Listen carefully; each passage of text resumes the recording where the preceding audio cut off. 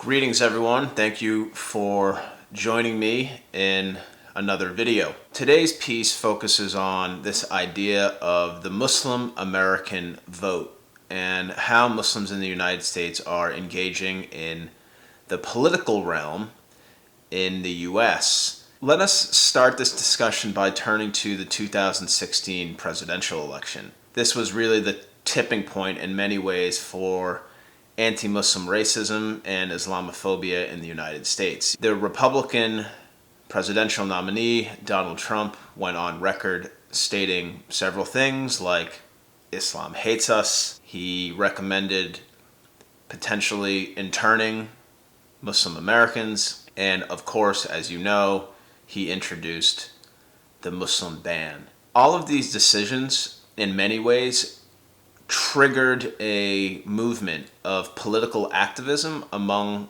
Muslims in the country. So we saw voter turnout among members of this population was extremely high.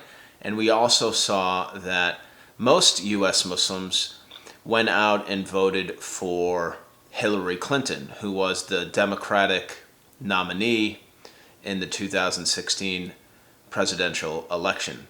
There was also a significant portion of the US Muslim population that also voted for Bernie Sanders. With the growing Islamophobia in this country, if you look at all the Republican candidates, in order to feed into their constituents, they're talking about Islamophobia and are constantly bashing Muslims in the media. Ben Carson, Donald Trump, the biggest bigots. As a Muslim student, as an American Muslim student who aspires to change this world,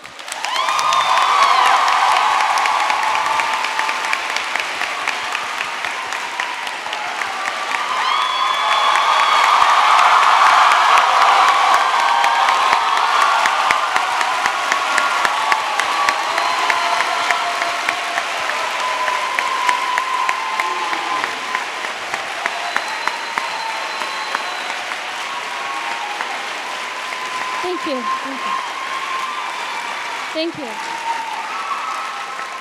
As an American Muslim student who aspires to change the world, currently majoring in international conflict analysis and resolution major, and I hope to be a human rights attorney.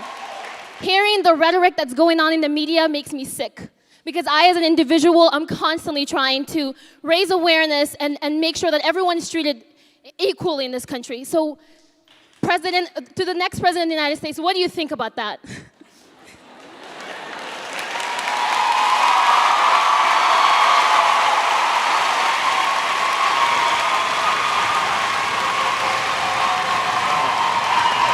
This is what I think.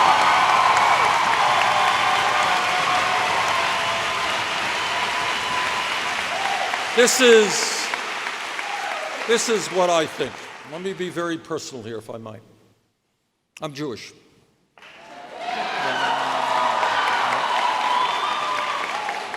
My father's family died in concentration camps. I will do everything that I can to rid this country of the ugly stain of racism which has existed for far too many years. And let me tell you something.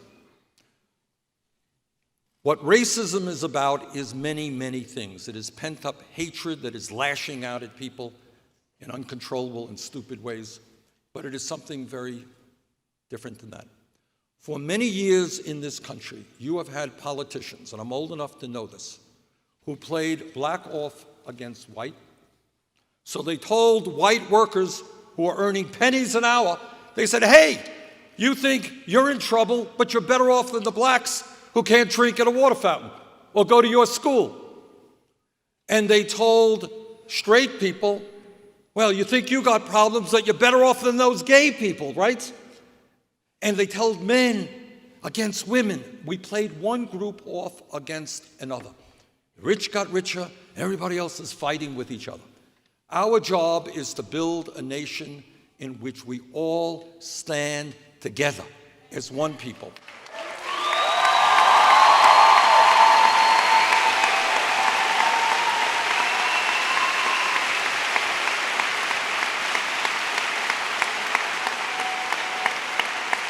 And you are right. There is a lot of anger being generated and hatred being generated against Muslims in this country. That's absolutely correct. There is hatred being generated against immigrants in this country. And if we stand for anything, we have got to stand together and end all forms of racism, and I will lead that effort as President of the United States. But there's an interesting development here. Muslims in the United States have not always voted Democratic.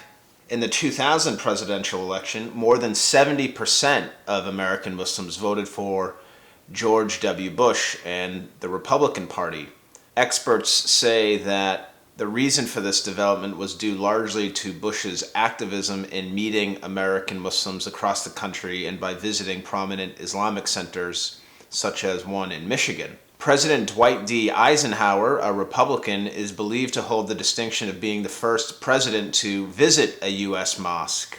In 1957, he visited the Islamic Center of Washington, D.C., where he gave a speech emphasizing the importance of religious freedom. In the speech, he noted, quote, "Under the American Constitution, this place of worship is just as welcome as could be a similar edifice of any other religion."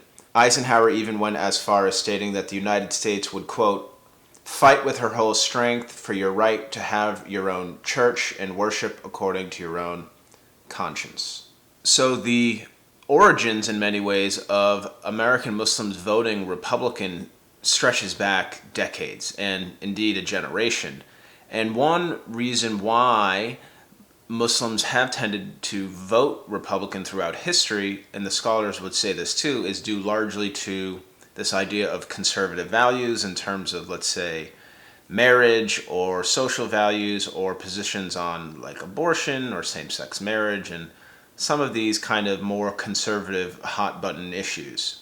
However, things drastically changed in terms of voting preferences among U.S. Muslims in 2004. When George Bush was going up against John Kerry, who was the Democratic presidential nominee. The war on terror drastically altered the political preferences of U.S. Muslims. The United States, following 9/11, invaded Afghanistan, Iraq, and started getting involved in other Muslim-majority countries around the world. Many U.S. Muslims took these invasions as part of a unofficial war on Muslims and the Islamic faith and Muslim-majority governments around the world. And literally what happened was the voting bloc of U.S. Muslims switched. Prior, it was all largely Republican, and then post 9/11, everything flipped, and U.S. Muslims as a voting bloc, if we were to call it that, decided to go in the Democratic realm.